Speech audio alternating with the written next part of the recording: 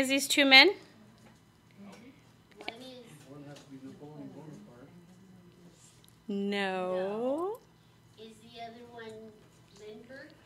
No. But good guesses. Wow, really good guesses. That's fantastic. So the man on the left, his name is Horatio Nelson. And the man on the right of the screen, his name is Douglas Bader. Can you see okay? Is there any glare? We could turn off the lights if you need. Okay. All right.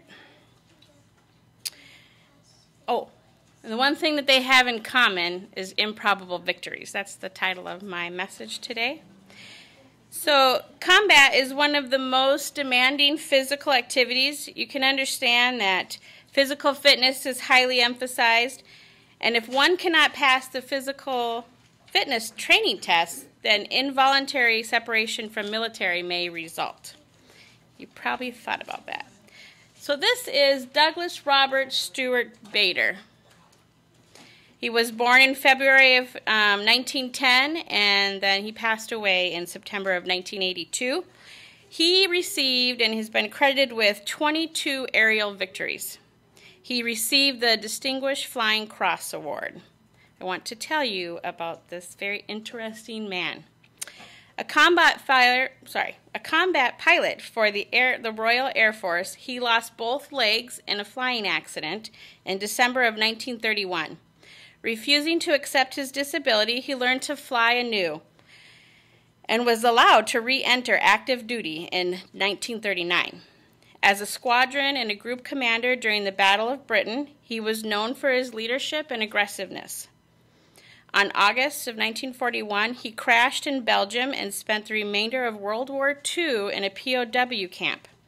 Interestingly enough, he tried to escape so many times that at one point the Germans took away his artificial legs. While attempting some aerobatics, he crashed, and that's how he lost both of his legs. Having been on the brink of death, he retook his flight training, and that's how he re-entered into the military. Let me see. He continued to fly until he fell ill, and then he died of a heart attack. But those are images. You can even see here, you could tell that he doesn't have real legs here in these photos, and how he has to get himself into the aircraft. Dad, Yeah. did your feet fly? Not that I'm aware of. Otherwise, I would imagine they wouldn't. But then, unless it was probably hand controlled, I would assume. Yeah. Yeah. I just was curious if you needed your Yeah. feet to fly. He apparently did it. Yeah. So this next gentleman, this is Horatio Nelson. Horatio was born in September of 1758, and then he passed away in October of 1805. His commands that he held, he was the commander-in-chief of the Mediterranean Fleet. His rank was Vice Admiral of the White in the Royal Navy of Great Britain, United Kingdom's British Empire. His years of service was from 1771 to 1805. And awards that he received was the Knight of the Order of the Bath, and he also had several others. The admiral who established Britain's supremacy of the seas during the Napoleonic Wars, he had lost his right eye during naval operations around Corsica in 1794, and his right arm at Santa Cruz de Tenerife, July of 1797. At the Battle of Copenhagen in April of 1801, he used his disability to his advantage. When ordered by signal flag to disengage, he put the telescope up to his blind eye and said he saw no signal, and then went on to secure a major victory. So now I'd like to ask you a question, and feel free to just shout out a response. Which stories come to your mind when I ask you to think of a Bible story that is an improbable victory? David and Goliath. Gideon. Any others? Daniel and the Lion's Den. Daniel and the Lion's Den. Yes. The life of Joseph. Kids, you got a story? What? Who did we learn about today? Who'd you learn about today? Paul. John. What did they do to him? How'd they try to kill John? They put him in the island of... Right before that, what did he do? Oh, Patmos. But before that, what did they do to John? They put him in the...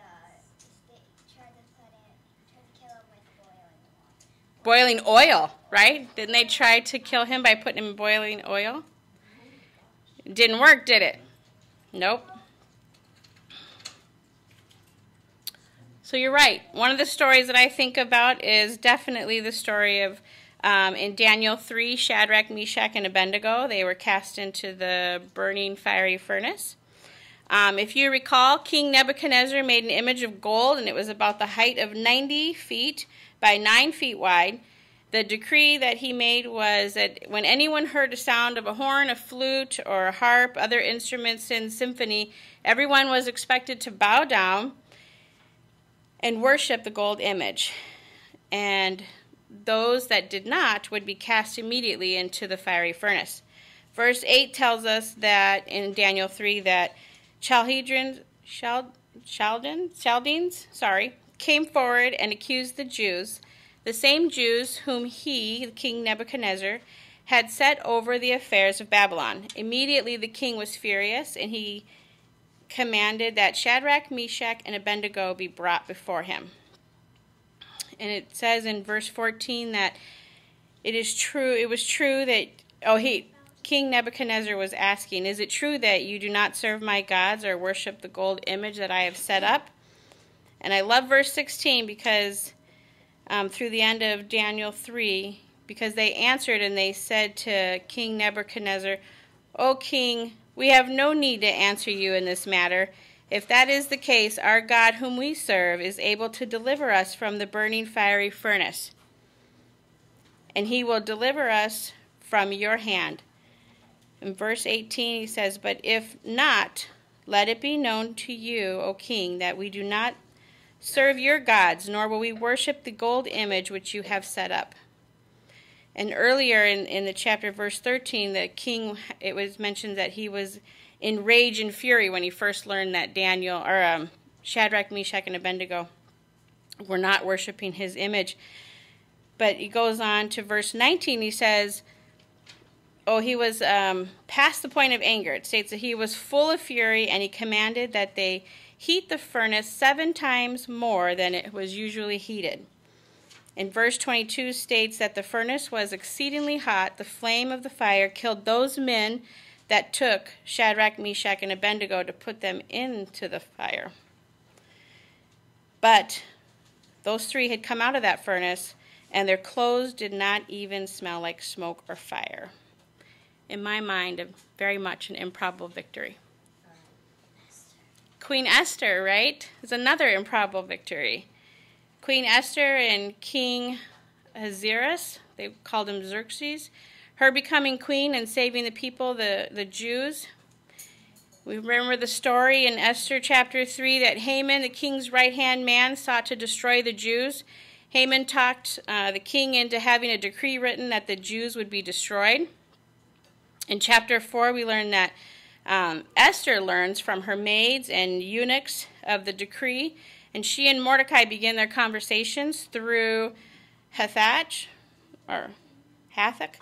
He was appointed by the king to attend to Esther.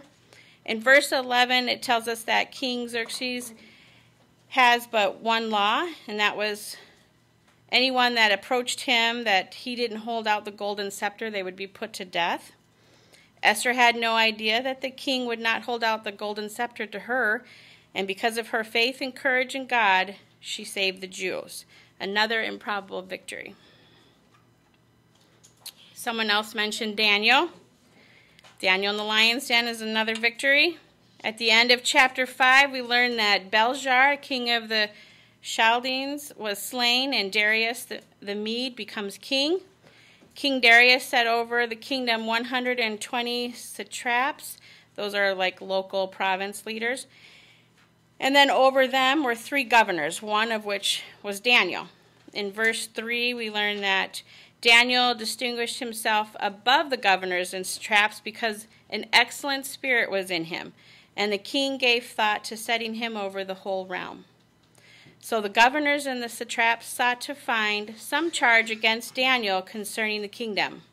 We learn in verse 6 through 9 that these other leaders convinced King Darius to establish a royal statute and to make a firm decree that whoever petitions any god or man for 30 days except the king shall be cast into the dens of lions. Daniel continued to pray 3 times a day, even after knowing the decree had been put into law. The men reported Daniel to King Darius and reminded the king that any decree or statute which the king had established was not allowed to be changed.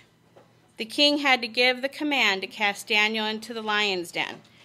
If not for God, Daniel would not have overcome this situation. Someone said David and Goliath. We read about this story in 1 Samuel chapter 17. So I'm going to provide a little bit of historical background on David and Goliath.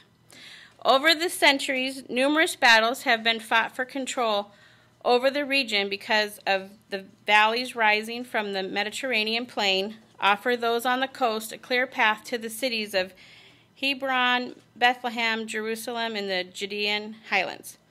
During the days of the Old Testament, it was where the kingdom of Israel squared off against the armies of the Philistines.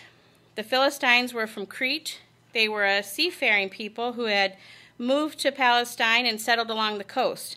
The Israelites were clustered in the mountains under the leadership of King Saul.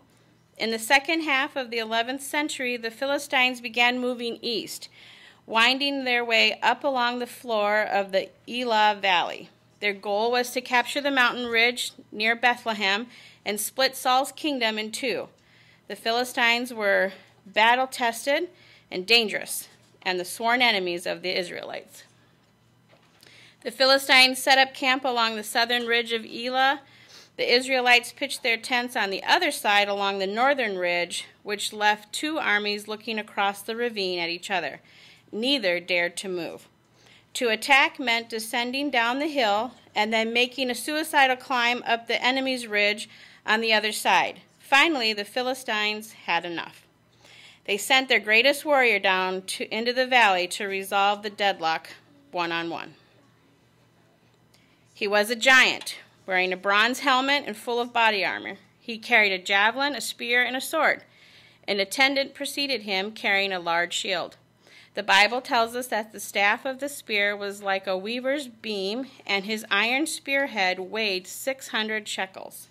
His armor coat was 5,000 shekels of bronze. The bronze javelin he carried between his shoulders. The giant faced the Israelites and shouted, "Choose a man and let him come down to me. If he prevail in battle against me and strike me down, we shall be slaves to you. But if I prevail and strike him down, you will be slaves to us and serve us." In the Israelite camp, no one moved. Who could win against such a terrifying opponent? The Philistine drew near and presented himself 40 days, morning and evening. When Goliath shouted out to the Israelites, he was asking for what was known as a single combat. This was a common practice in the ancient world. 2 sides in a conflict would seek to avoid the heavy bloodshed of open battle by choosing one warrior to represent each in a duel.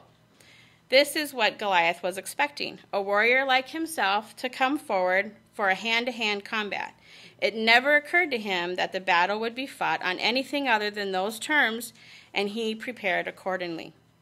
To protect himself against blows to the body, he wore an elaborate tunic made of hundreds of overlapping bronze fish-like scales. It covered his arms and reached to his knees and probably weighed more than 100 pounds. He had a bronze shin guards protecting his legs with attached bronze plates covering his feet. He wore a heavy metal helmet. He had 3 separate weapons, all optimized for close combat. He held a thrusting javelin made entirely of bronze, which was capable of penetrating a shield or even armor. He had a sword on his hip. And his primary option, he carried a special kind of short-range spear with a metal shaft as thick as a weaver's beam. It had a cord attached to it to an elaborate set of weights that allowed it to be released with extraordinary force and accuracy. This extraordinary spear, with its heavy shaft, plushed along and heavy iron blade, when hurled by Goliath's strong arm, seemed capable of piercing any bronze shield and bronze armor altogether. Can you see why no Israelite would come forward to fight Goliath? Then a shepherd boy who had come down from Bethlehem to bring food to his brothers stepped forward and volunteered. Saul objected. "You cannot go against this Philistine to battle with him, for you are a youth and he is a man of war since his youth." But the shepherd was adamant. He had faced more ferocious opponents than this, he argued. When the lion or the bear would come and carry off a sheep from the herd, he told Saul, "I would go after him and strike him down and rescue from his clutches." Saul had no other options. He relented, and the shepherd boy ran down the hill towards the goal, standing in the valley. Thus began one of history's most famous battles. Saul tries to give David his own sword and armor so that at least he'll have a fighting chance. David refuses. "I cannot walk in these," he says, "for I am unused to it, and I have not tested them." Instead, he reaches down, he picks up 5 smooth stones, he puts them in his shoulder bag. Then he descends into the valley carrying his shepherd's staff. Goliath looks at the boy coming towards him and is insulted. He was expecting to do battle with a seasoned warrior. Instead, he sees a shepherd, a boy from one of the lowliest of all professions, who seems to want to use his shepherd's staff against Goliath's sword. "Am I a dog," Goliath says, gesturing at the staff, "that you would come to me with sticks?" David puts one of his stones into the leather pouch of a sling, and he fires at Goliath's exposed forehead. Goliath falls. David runs towards him, seizes the giant sword, and cuts off his head. The Philistines saw this, that their warrior was dead, and they fled. Ancient armies had 3 kinds of warriors. The first was cavalry. These are armed men on horseback or in chariots. The second was infantry foot soldiers, wearing armed and carrying swords and shields. The third were projectile warriors of what today we would call artillery, archers, and most important, slingers. Slingers had a leather pouch attached on 2 sides by a long strand of rope. They would put a rock or a lead ball in the pouch, swing it round in increasingly wider and faster circles, and then release one end of the rope, hurling the rock forward. Slinging took extraordinary practice and amount of skill, but in experienced hands, such as David's, the sling was a devastating weapon. Slingers are described as being accurate within a hair's breadth. An experienced slinger could kill or seriously injure a target at a distance of up to 200 yards. The Romans even had a special set of tongs made just to remove stones that had been embedded into some poor soldier's body by a sling. Goliath is a heavy infantry type warrior. He thought he was going to be engaged in a duel with another heavy infantryman. When he says, "Come to me that I may give your flesh to the birds of heaven and the beasts of the fields," the key phrase is, "come to me." He means, come right up to me that we may fight at close quarters. When Saul tries to dress David in armor and give him a sword, he is operating under the same assumption. He assumes David is going to fight Goliath hand to hand. David, however, had no intention of honoring the rituals of single combat. When he tells Saul that he has killed bears and lions as a shepherd, he does so not just as a testimony to his courage, but to make another point as well. that he intends to fight Goliath the same way he has learned to fight wild animals, as a projectile warrior. He runs towards Goliath because without armor he has speed and maneuverability. He puts a rock into his sling and whips it around and around, faster and faster, at 6 or 7 revolutions per second, aiming his projectile at Goliath's forehead. What could Goliath do? He was carrying over 100 pounds of armor. He was prepared for a battle at close range. Where could he stand? Immobile, warding off blows with his armor and delivering a mighty thrust of his spear. He watched David approach, first with scorn, then with surprise that the battle he was expecting had suddenly changed shape.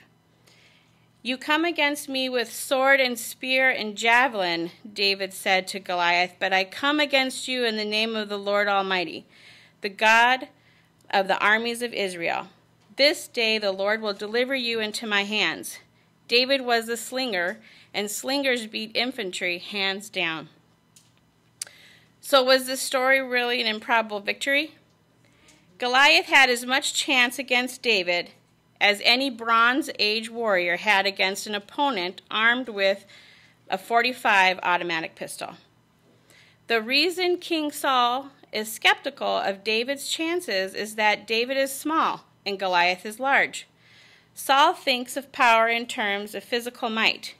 He does not appreciate that power can come in other forms in substituting speed and surprise for strength. Saul is not alone in making this mistake. Another thing, Saul and the Israelites think they know who Goliath is. They size him up and jump to conclusions about what they think he's capable of, but they do not really see him. The truth is that Goliath's behavior is puzzling. He's supposed to be a mighty warrior, but he's not acting like one. He comes down to the valley floor accompanied by an attendant, a servant walking before him carrying a shield. Shield bearers in ancient times often accompanied archers into battle because a soldier using a bow and arrows had no free hands to carry any kind of protection of his own. But why does Goliath, a man calling for sword-on-sword combat, need to be assisted? And why does he say to David, "Come to me"? Why can't Goliath go to David? Why doesn't Goliath respond much sooner to the sight of David coming down the hillside without any sword or shield of armor? When he first sees David, his reaction is to be insulted, when he should have been terrified. He seems oblivious of what's happening around him. There is even the strange comment after he finally spots David with his shepherd's staff. Am I a dog that you should come to me with sticks? Sticks, plural. David is only holding one stick. Many medical experts now believe that Goliath had a serious medical condition. He looks and sounds like someone suffering from what is called acromegaly. Acromegaly is a disease caused by a benign tumor on the pituitary gland. The tumor causes an overproduction of human growth hormone, which would explain Goliath's extraordinary size. And in fact, the tallest person in history, his name is Robert Wadlow, he suffered from acromegaly, and at his death, he was 8 feet 11 inches and apparently still growing. Another common side effect of acromegaly is vision problems. Pituitary tumors can grow to the point where they compress the nerves, leading the eyes, with the result that people with acromegaly often suffer from restricted sight and double vision. Why was Goliath led to the floor by an attendant? Because the attendant was his visual aid. Why does it take him so long to understand that David has changed the rules of battle? Because he doesn't see David until David is up close. Come to me, that I may give your flesh to the birds of heaven and the beasts of the field, he shouts out. And in that request, there's a hint of his vulnerability. He's basically saying, I need you to come to me because I cannot locate you otherwise. And then there's the inexplainable Am I a dog that you come to me with sticks? David only had one, but Goliath saw two. When you read the story of David and Goliath, is this story an improbable victory? You bet it is, because David is still the underdog against the giant Goliath. It does not change anything that Goliath may have had a medical condition, because David didn't know that. David comes to Goliath powered by courage and faith from God. Earlier I asked you to think of improbable victories in the Bible. Now I want to ask you to think of an improbable victory you may be facing in your own life. What is your fiery furnace? Your den of lions or your Goliath? Giants are not what we think they are. We need a better guide to face our giants, and that guide is God. God changes the facts when it comes to being an underdog. He can change us in ways that we often fail to appreciate. He opens doors, creates opportunities, and educates and enlightens us to make possible what might otherwise have seemed unthinkable. He takes the giant that we feel like we are facing with overwhelming odds and produces greatness and beauty. Let me remind you, whatever giant we're battling might be big, but it's not bigger than God. I'm reminded of a song called We Win by Mercy Me when I think of this. And part of the lyrics read, "This goes out to anyone down for the count. It's not over. Don't give up. Don't throw in the towel. Just remember who you belong to. Let me remind you how this ends. We win."